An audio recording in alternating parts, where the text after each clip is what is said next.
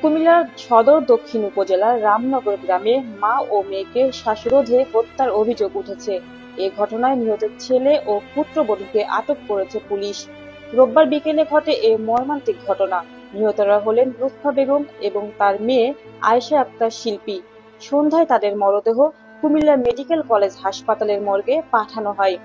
EPZ ফাঁড়ির in charge Saiful Islam জানান, 999-এ call পেয়ে পুলিশ ঘটনাস্থলে যায় এবং নিহত ছেলে শাহিন আলম ও তার স্ত্রী লাকি আক্তারকে জিজ্ঞাসাবাদের জন্য আটক করে। নিহতের বড় মেয়ে শিউলি আক্তার জানান, সম্পত্তির লোভে দীর্ঘদিন ধরে ভাই শাহিন ও তার স্ত্রী লাকি মা বোনকে নির্যাতন করে আসছিল। শেষ পর্যন্ত তারা দুজনকে শ্বাসরোধে হত্যা করেছে বলে অভিযোগ তার। পুলিশ জানিয়েছে, প্রাথমিকভাবে মরদেহে আঘাতের কোনো চিহ্ন পাওয়া যায়নি। ময়নাতদন্তের রিপোর্ট হাতে পাওয়ার পর বিস্তারিত জানা যাবে। মা মেয়েকে হত্যার ঘটনায় এলাকায় শোকের ছায়া নেমে এসেছে। এদিকে স্থানীয়দের দাবি, দ্রুত দোষীদের শাস্তি নিশ্চিত করা হোক।